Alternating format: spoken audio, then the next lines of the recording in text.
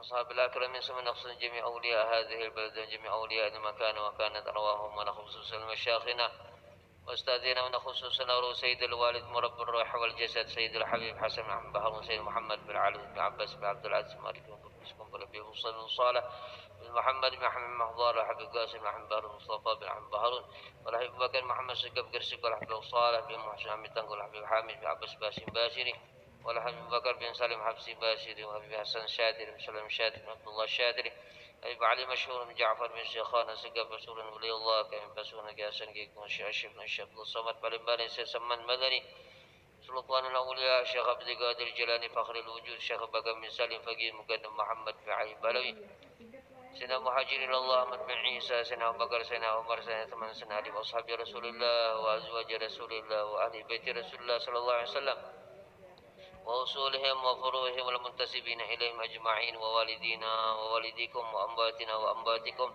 وأموات المسلمين أجمعين نسأل الله يتغشاهم بالرحمة والمغفرة ويسكن الجنة وينفعنا ببركاتهم وسرارهم وأنوارهم وعلومهم ونفعاتهم وكرامتهم في الدين والدنيا والآخرة بسر النبي وآل النبي بسر سورة الفاتحة أعوذ بالله من الشيطان بسم الله الرحمن الرحيم الحمد لله رب العالمين الرحمن الرحيم مالك يوم الدين إياك نعبد وإياك نستعين اهدنا الصراط المستقيم صراط الذين أنعمت عليهم غير المغضوب عليهم ولا الضالين آمين بسم الله.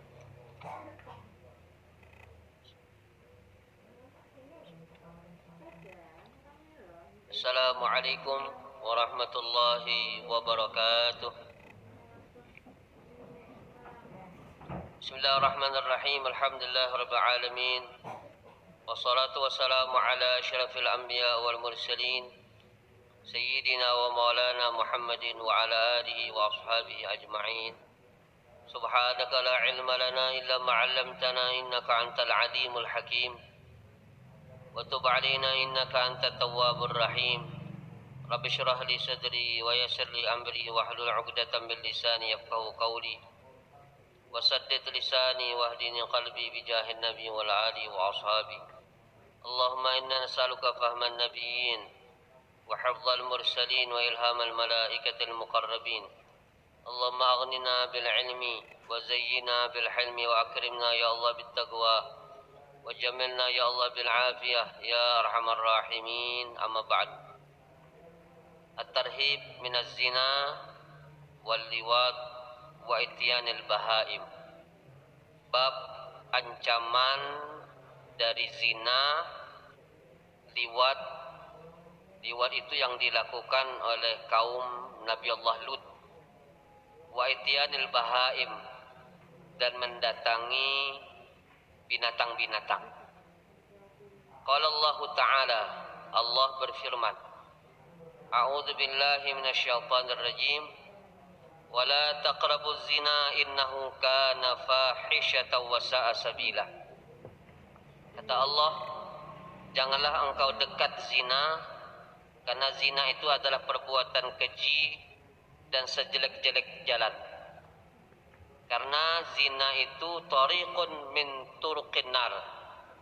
Karena perzinahan itu adalah jalan menuju jalan api neraka Allah Subhanahu wa taala.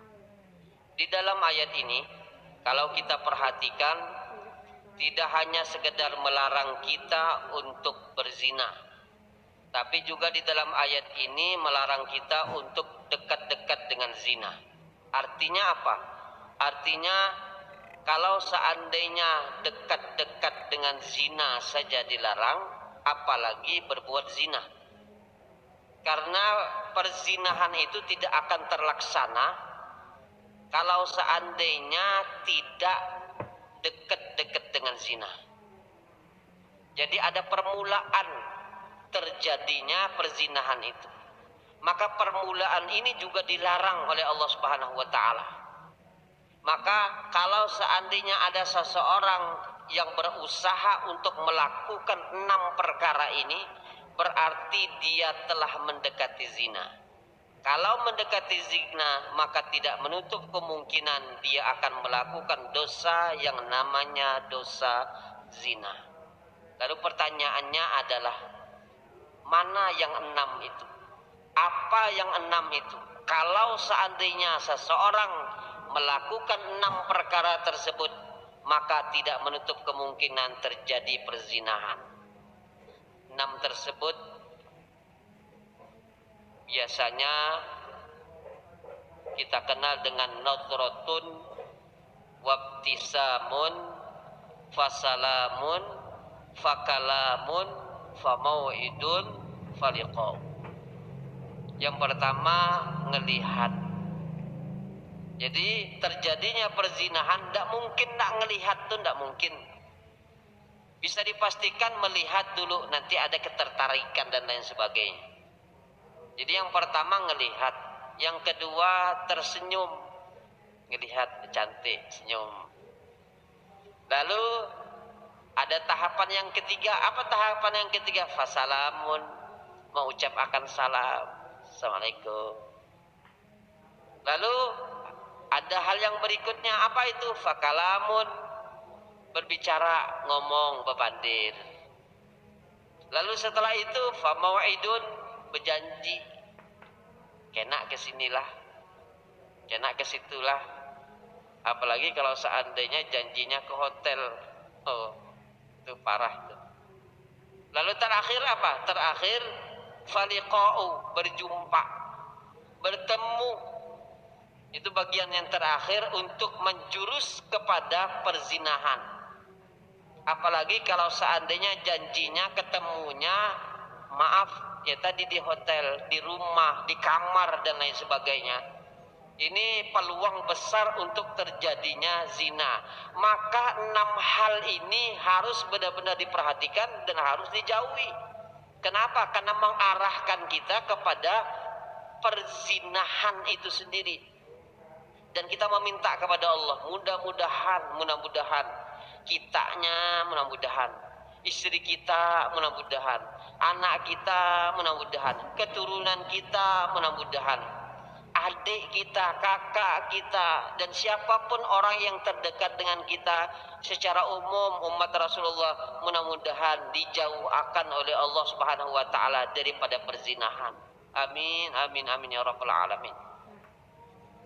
Nah, yang pertama itu yang disebut akan di sini adalah melihat.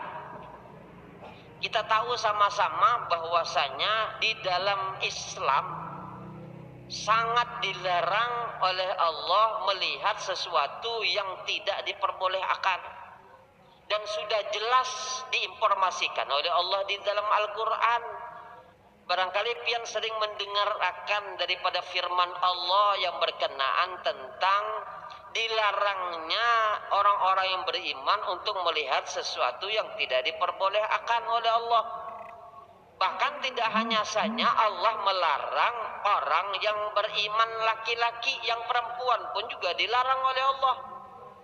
Qulil mu'minin, kata Allah Subhanahu wa taala, katakan wahai Muhammad sallallahu alaihi wasallam kepada orang-orang yang beriman. Untuk apa?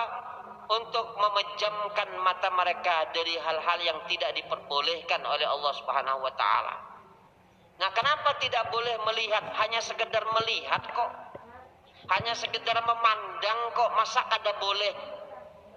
Bisa dipastikan Allah Subhanahu wa taala tidak melarang sesuatu kepada hambanya, pasti ada kebaikan di dalamnya buat yang mematuhi apa yang menjadi keinginan Allah Subhanahu wa taala.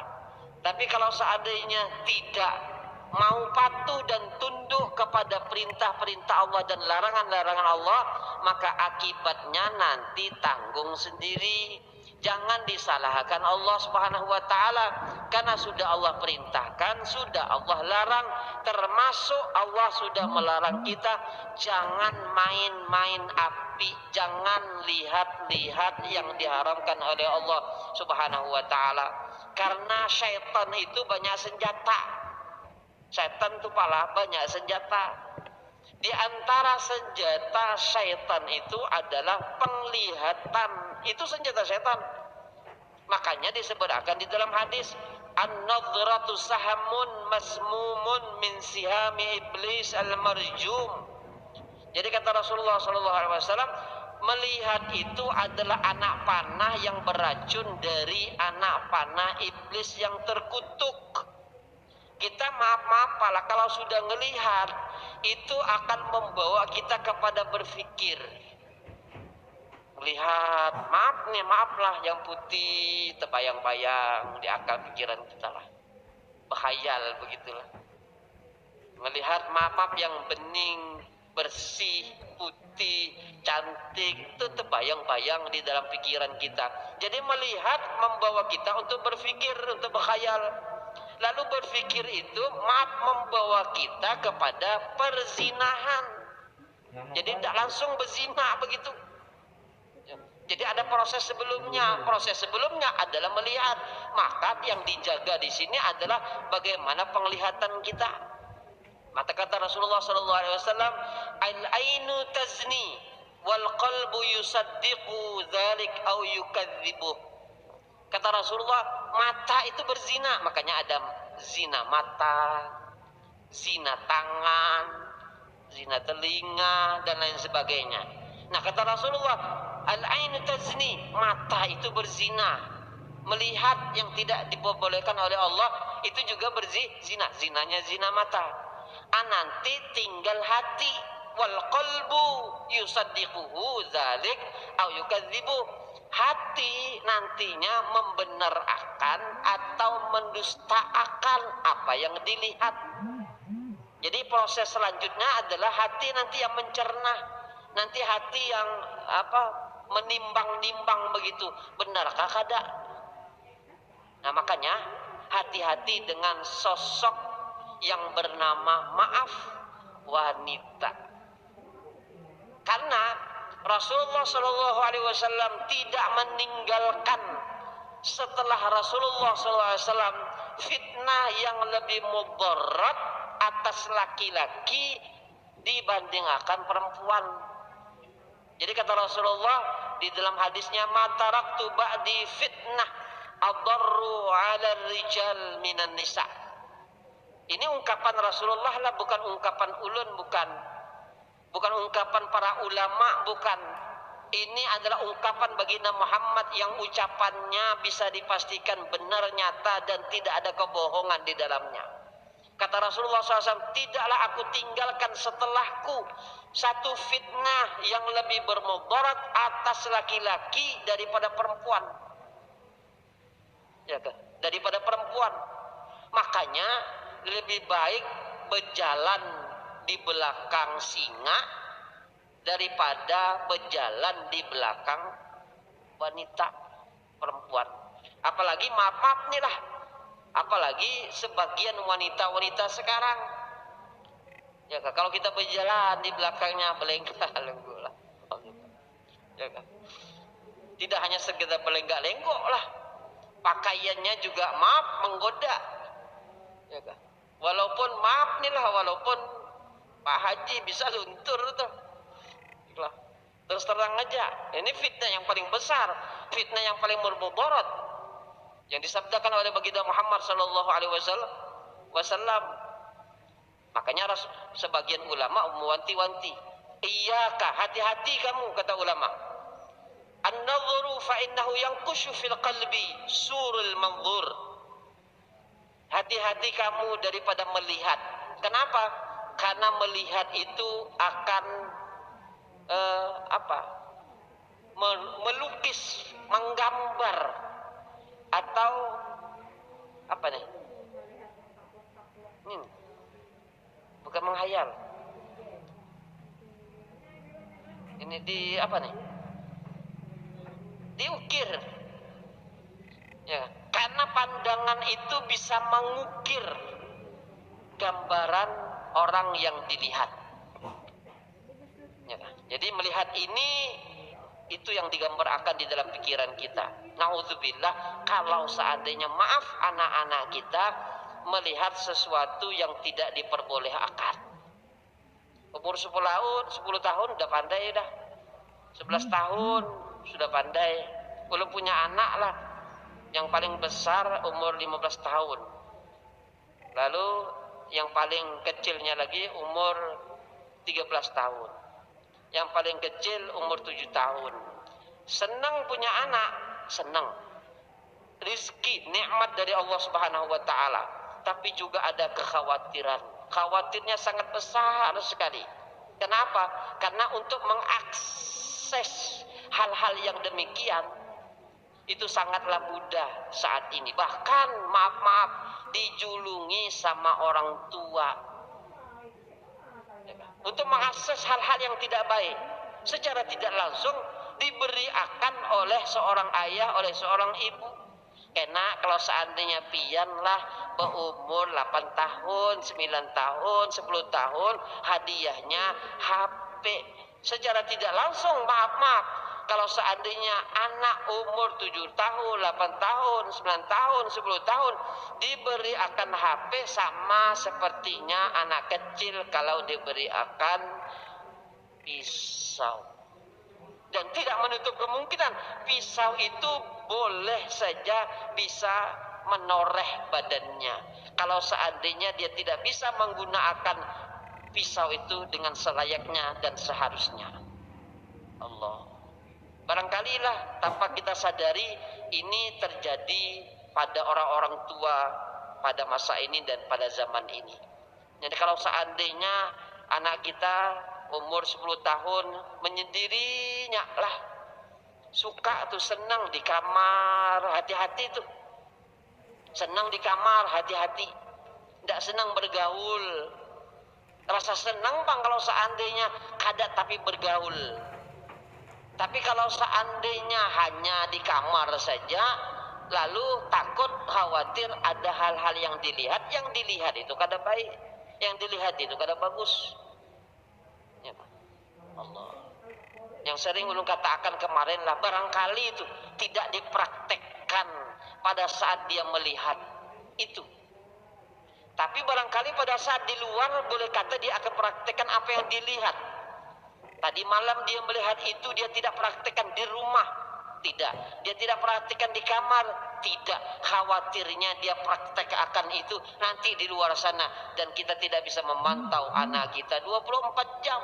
Di rumah barangkali kita bisa memantaunya. Kita bisa menasehatinya. Tapi kalau seandainya di luar, wallahu alam. Hanya kita bisa pasrah akan itu kepada Allah Subhanahu wa taala. Ya Allah, tolong ya Allah, anak ulun jagainya ya Allah. Makanya ulun download itulah. Ulun download ada doa untuk seorang anak supaya menjadi anak yang soleh. Ulun dapat tuh di Facebook, ulun download. Maka ulun biasanya baca. Kalau seandainya ulun ingat, ulun baca. Pada saat habis sholat, ulun baca. Kalau seandainya teringat. Kenapa? Supaya dan harapan besar ulun tentu anak ulun menjadi anak-anak yang baik. Dan mudah-mudahan semua anak-anak kaum muslimin khususnya yang ada di sini mudah-mudahan dijadikan oleh Allah Subhanahu wa taala anaknya menjadi anak-anak yang soleh. Tapi tidak hanya tentu didoakan saja, tapi juga perlu dinasehati, diajar akan yang baik itu seperti apa. Bagaimana mereka mau menjadi baik kalau seandainya mereka tidak paham, mereka tidak ngerti mana yang diwajibkan, mana yang dilarang oleh Allah Subhanahu wa taala. Bagaimana mereka mau jadi baik? Maka kita ajar akan ini loh firman Allah Subhanahu wa taala. Ini loh sabda baginda Muhammad sallallahu alaihi wasallam. Ini loh ungkapan-ungkapan para ulama-ulama, para solehin. Nah, kalau seandainya kita sudah menginformasi akan apa yang seharusnya kita informasi akan kepada anak kita, lalu kita mendoakan mereka, insya Allah mereka akan menjadi orang-orang yang baik. Dan itulah harapan kita, dan barangkali semua harapan abah-abah, ibu-ibu seluruh dunia ini mengharapkan anaknya menjadi anak-anak yang soleh. Barangkali kemarin pernah ulun informasi akan Habib Hasan itulah hendak minta banyak-banyak kepada Allah buat anaknya. Barangkali bisa kita tiru nih lah. Sidin tidak meminta banyak kepada Allah buat anak-anak Sidin. Yang Sidin minta akan kepada Allah cuman satu saja. Cuman satu saja. Apa itu?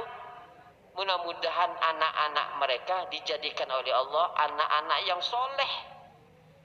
Kenapa? Karena anak yang soleh diurusi, dipantau atau oleh Allah. Bahkan sebelum meninggal dunia 3 hari dipanggil tuh anak-anak Sidin, dikumpulkan.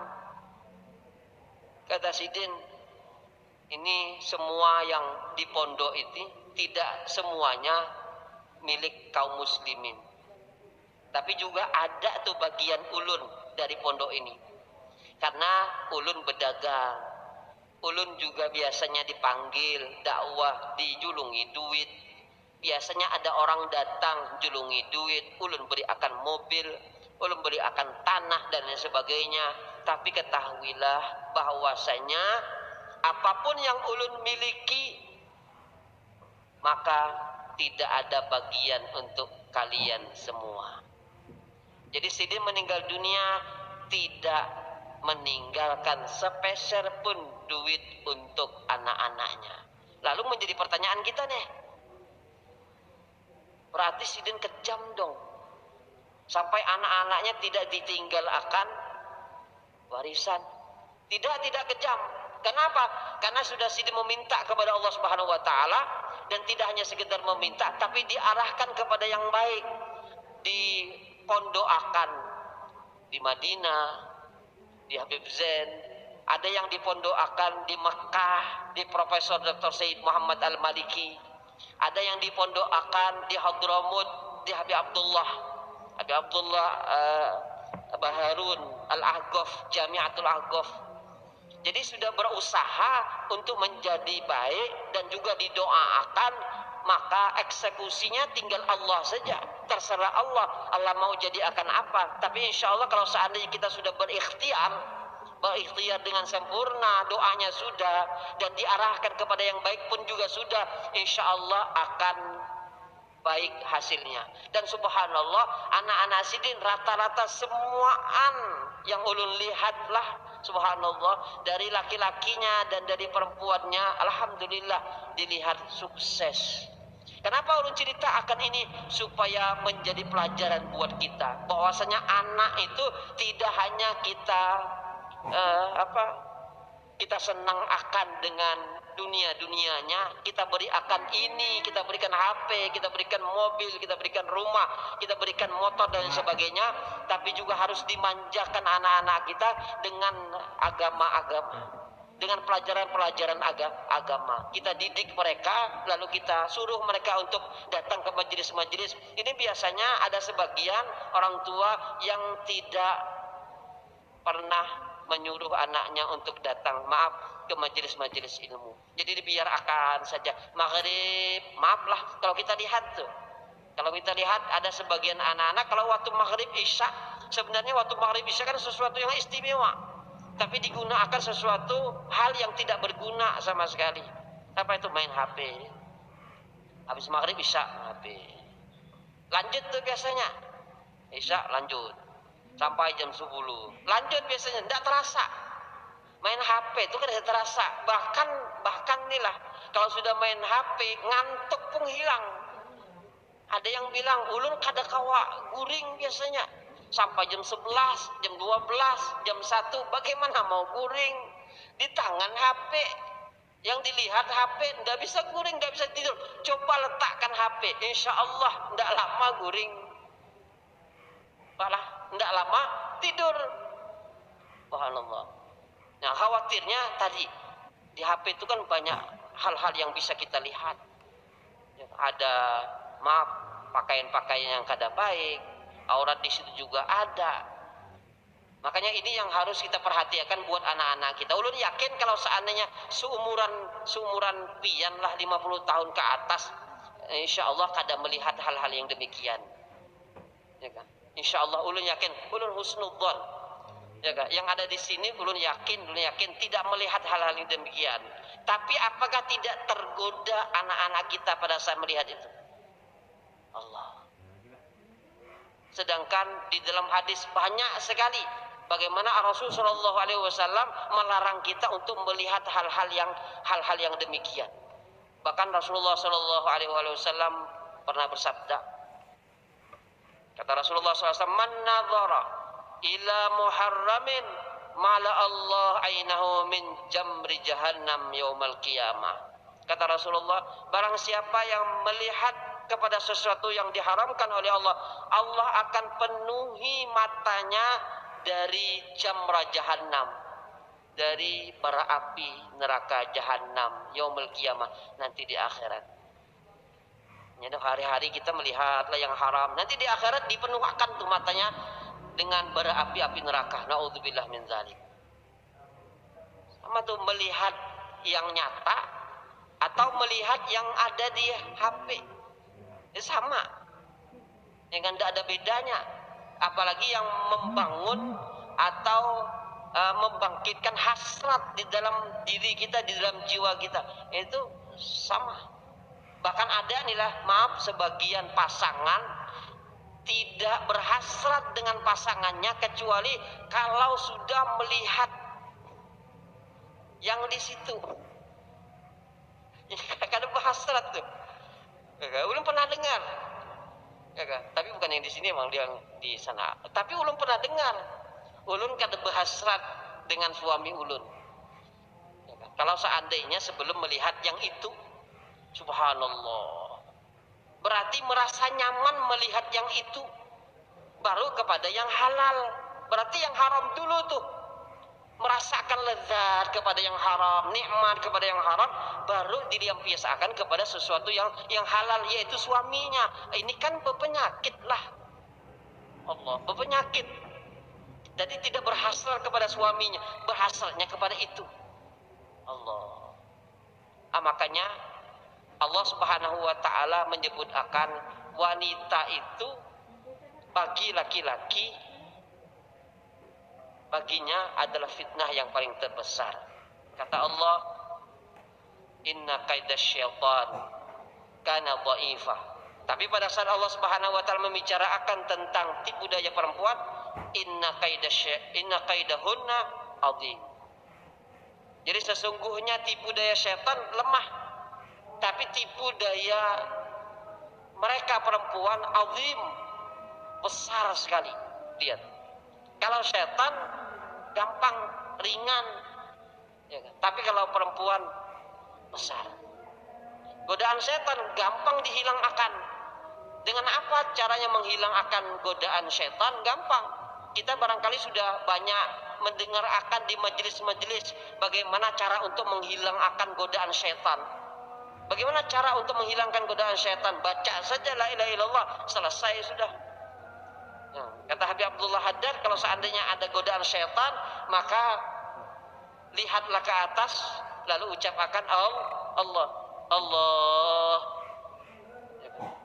Jadi kalau seandainya misalkan pas lewat dalam pemotor ada godaan setan, lihat kata setan. Nah, dongakkan kepala ke atas, Allah. Nah, nanti seketika hilang tuh perasaan-perasaan untuk bermaksiat kepada Allah dari ajakan setan, itu akan hilang sirna. Paling cepat, paling gampang untuk menghilangkannya. Tapi bukan berarti lalu hilang ada datang laginya, datang terusnya. Jadi setiap waktu, setiap saat terusnya menggoda. Kapan? Ya pada saat akhir hayat kita, disitulah batas waktu setan untuk menggoda kita. Tapi ada cara yang gampang untuk menghilangkan godaannya. Tapi kalau seandainya, maaf, godaan perempuan ini yang agak susah dan juga agak berat, benar. Berat, susah. Banyak, maaf lah, orang-orang soleh, banyak kalau kita dengarlah cerita-ceritanya, banyak yang tergoda hanya gara-gara perempuan. Pada saat digoda dengan jabatan kada mau, digoda dengan duit kada mau, tapi pada saat digoda dengan perempuan biasanya habis, kalah. Subhanallah. Nah, mudah-mudahan kita kada kalah dengan godaan-godaan syaitan. Sebenarnya banyak nih yang harus kita informasi akan tentang godaan-godaan syaitan, dan seharusnya kita kada melihat sesuatu yang tidak diperbolehkan oleh Allah. Bahkan termasuk juga lah tidak hanya sekedar melihat, tapi juga memegang. Karena memegang itu awal daripada perzinahan. Wala taqrabuz zina, jangan dekat-dekat zina. Termasuk apa? Termasuk maaf, menyentuh, memegang. Itu termasuk. Dan Rasulullah SAW sangat melarang kita untuk maaf, memegang, menyentuh maaf perempuan yang bukan mahramnya lah. Nah, banyak kita saksi akan ada teman-teman kita lah, kawan-kawan kita yang sudah di majelis lah, maaf lah, yang sudah belajar lah. Tapi pada saat disodor akan tangan begitu, salah mat. Banyak tuh. Sedangkan Rasulullah SAW tidak pernah mencontohkan itu kepada umatnya, tidak pernah.